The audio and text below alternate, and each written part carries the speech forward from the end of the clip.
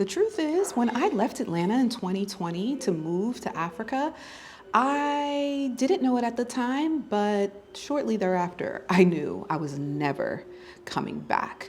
And today I move in between South Africa and Tanzania, not because I don't know what I want, it's because I strategically am diversifying myself across Africa's fastest growing markets with a due diligence process that I've created for myself after losing $57,000 in my first project to supporting not only myself, but hundreds of other investors to successfully relocate, invest, expand their businesses, and diversify themselves in strategic countries across the continent of Africa. Welcome to the channel. If you're new, I'm Ashley Cleveland, Africa Wealth Strategist, and I guide smart money investors to diversify themselves across Africa's fastest growing markets with that due diligence process that most investors don't even know exist. And when I made this move, in 2020, I had no idea what was in store for me. I didn't know that it would transform my life in a way that I never even thought possible. For many of you that know, I've been featured in tons of publications, and this community is growing. We're on our way to 100,000 subscribers. If you're not subscribed, please subscribe. It's free. But we have impacted the lives of millions of people, and hundreds of people have actually relocated utilizing our support, our services, our community, and our resources to make informed decisions, not just emotional decisions, but informed decisions to go to environments where they can not only grow physically, spiritually, mentally, financially, but where they can take part in what is the biggest shift, the biggest economic shift of our lifetime.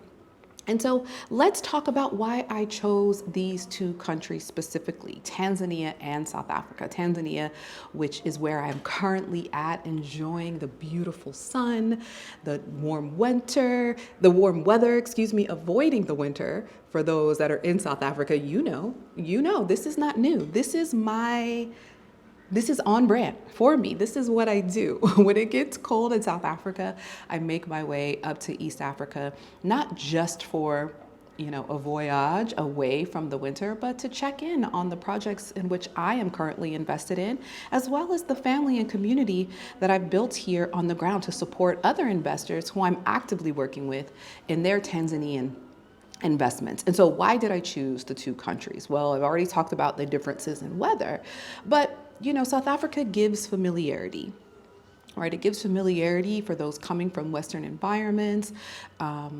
The markets are very deep there, the financial markets. The global influence that South Africa has is something that I've spoken highly about on this channel. I'll link a couple videos below. Sitting in rooms of diplomats, ministers, presidents, prime ministers of various African and European countries, I've seen the political, diplomatic influence that South Africa has on the world.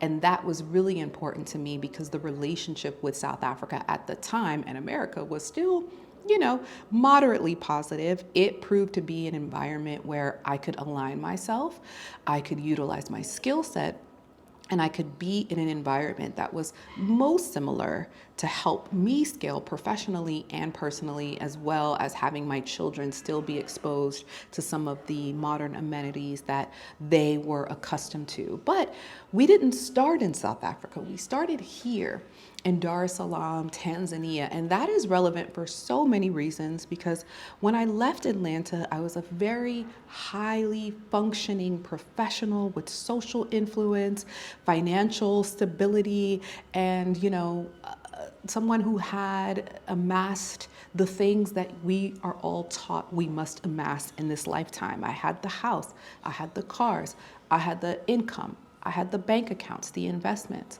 but I didn't have a knowing of what would fulfill me beyond that. And so it was Dar es Salaam, it was Tanzania, the country, that gave me the opportunity to rest, to reset, to experience and receive in my feminine energy, and to reignite the creativity that had been suppressed in me by staying and existing in survival mode, which is required to exist in environments facilitating, the Western capitalism. And so this was where I experienced adventure. It was where I experienced gentleness. It's where I experienced being soft and being revered and adored as a mother. The community, when I'm here, I do absolutely nothing. Like, I don't do anything. I don't cook for myself. I don't clean for myself. I don't lift a finger. I don't lift a bag. I don't open a door. I don't, it's that place. And so for many women, I understand why when I consult with so many women, they look at Tanzania for that escape. And it's something that I definitely recommend. But Tanzania was also economically positioned and is as one of the fastest growing nations in the world because of its natural resources, because of its abundance in agriculture, because of its arable land that is available, and its position being one of the biggest growing importing places in Africa because of the way it serves other countries that are not coastal in East Africa.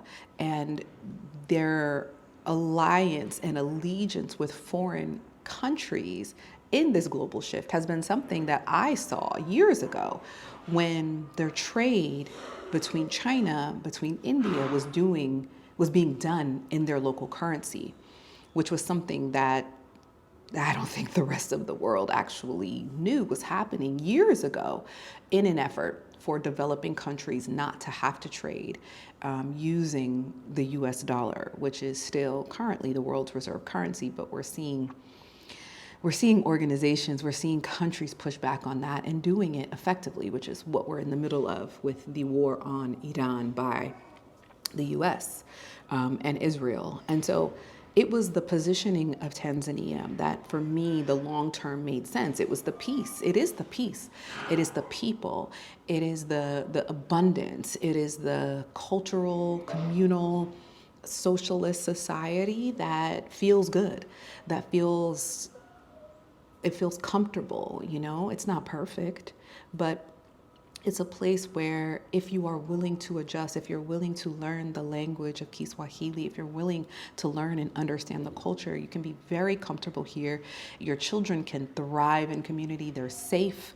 My children used to walk to school. They play outside here. And it's one of the things that I am not afraid to ever come back to. In fact, my children spend ample time here as well. And so I chose Tanzania for those reasons. Now, what did I choose South Africa for? Many people were concerned, confused, thought I was didn't know what I was doing, but no. South Africa has financial markets that are most familiar to the US in the sense that you can access credit in South Africa. You can access a global community. There are more people from all over the world in South Africa, on the continent of Africa, than I think in any other country in the world. So more Africans and more people from all over South America, Europe, Asia, and Australia. Now, whether or not you deem this good or bad, I know there are tons of videos circulating the internet showcasing what many South Africans are not really proud to share. The majority, in fact, there is and has been a very intentional effort to dismantle the reputation of South Africa because of its political influence. And so we have to use our discernment, I know in this season, because where this was once financial diversification, lifestyle diversification has typically been preserved for those of wealthy, affluence, elite stature.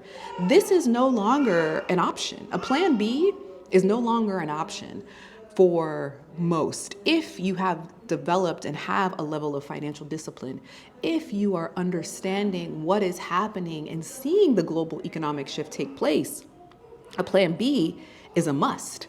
And so The goal is to get us outside of ourselves into trusting these governments that we don't trust, into trusting what we're seeing visually on screen, which we know AI is now creating content to shift what we see and what we understand to be true. And yes, there are videos, there are a lot of people sharing their opinions and their perspectives coming from a place of intention, right? Coming from their own self-serving interests.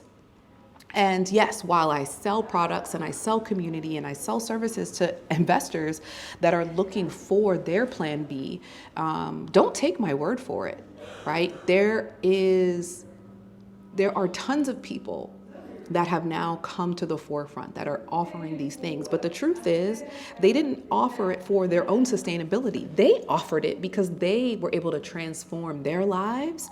They were able to shift generational patterns. They were able to position themselves and their families for long-term sustainability and wealth from their homeland or from where they originally came from on this continent, and made a decision to share that value, to share that experience with others so that they could take part in that transformation as well. And so this is not an option, right? Again, don't take my word for it. I may not be the best person for you to work with, but when you are considering a plan B and you are deciding where you want to go, don't decide based on what feels good. Decide based on what feels good and positions you for long-term sustainability, what feels good and gives you access to world-class healthcare and world-class education, what feels good and gives you access to abundance of resources, fresh fruits and vegetables and produce grown locally, what feels good and gives you an access to be in communities that are more in alignment with your values than the communities that you came from. Be willing to have a comprehensive strategy when you are thinking about relocating and diversifying your investments, your physical location, and ultimately the generational wealth of your family beyond your home country. And so this is exactly why we created the Africa Investors Academy, which is a community of like-minded investors and aspirational investors and entrepreneurs that are relocating, that are acquiring visas, that have acquired their long-term residency, their permanent residency, are investing in real estate, are building tourism businesses, are building agricultural manufacturing projects, right, across various countries on the continent of Africa. I'm here in Tanzania because I am building and I'm working with our advisors here for a current client in our higher level consultation service, the Africa Wealth Strategy. But also because I just love being here in Tanzania and I love escaping the cold. But this is exactly why I chose both countries. And we're expanding and have multiple partnerships across various countries in Africa. But for now, my main investments, my main business accounts, my main currency hedge is here in Dar es Salaam and also in Cape Town, South Africa. And so if you see yourself seriously launching that plan B, you've been watching tons of videos, you've been consuming loads of content, you've done all the research, but you still don't know where to start. You still don't know who to trust. Take it step by step, working with a team of on-the-ground experts, someone who's done it, and take a look at the Africa Investors Academy. We're going into our 5th year. We've had over 100 people, 100 members come in and graduate even from our academy. Some that are still in the community that have their hotel, they have their rental property, and they still find value in joining that like-minded community because those that are around them don't really understand what it's like to build on the continent of Africa. And if you're ready, you're seriously ready to take action, I advise you and I welcome you to enroll while enrollment is open. We'll be open for a short period of time so that we can onboard our members and launch them into what will be the most powerful 2026 and 2027 for the continent of Africa. We want you to be a part of that if you're serious. So take a look in the description, join us. This is where we go from being inspired to being equipped. From day one, you just laid out strategically, you heard our heart and you took what we wanted to do and made a plan. The most valuable moment was being able to sit at the table with the people that have the power to help your dreams come true or the opportunities come true. This community of people led by Ashley has been such a center stone of resources for you to ask questions, for you to get vetted information, the experts, so that you really have the best information for you to make your decision. You have a vetted professional who's going to have your best interest at heart. You don't hop on it now and you're like, oh, 5 years later, you're not going to be able to, because now it's way too expensive for you to come in as a beginning investor. The biggest fear for me was actually trying to navigate through everything myself and the uncertainty of what was on the other side. There's a definite process that you have to go through. But, if you're talking about, an investment, you definitely want to make sure that you go through all of the checks and balances. For me, the big takeaway has been having the community of expertise and resources. I got me a bank account set up in South Africa, getting my visa. So there's a lot of things that you may not be able to find that information online. It was happening at, breakneck speed. And I was like, wow, the strategy was now being brought to real life in a matter of weeks. It feels so much lighter. We're not as anxious. I think it was really when we sat down with you and got the clarity that we were able to really move forward and be where we are today. You have so many different professionals depending on which industry you're looking at. I got my apartment more or less for roughly the price of about $40,000. I right now have an appreciation on my property. I know I've been offered a couple of offers up till about $85,000. In 5 years, you've seen potential of 100% return on your investment. That's huge. That's not a game. Again, the due diligence, the utilizing professionals, people who are on the ground, who have cultivated relationships over a span of years. It gives you the opportunity to meet the people that you need to know to be able to make those investments with trustworthy people that know what you need to do. Now is the time to actually invest in Africa. At this time, it's better to have a safety net than not to have one at all. And for me, consistently hearing the success stories, consistently seeing people that are going to support us along the way has been very helpful. It gives you the opportunity to see how Africa is growing in a positive way, instead of the stereotypical ways that they show you it on television. You can only get so much for free, right? So you do have to make an investment to get the good stuff. You have to take action. You could get all the information there is. However, if you don't take those steps, it's not going to get done. The support is priceless.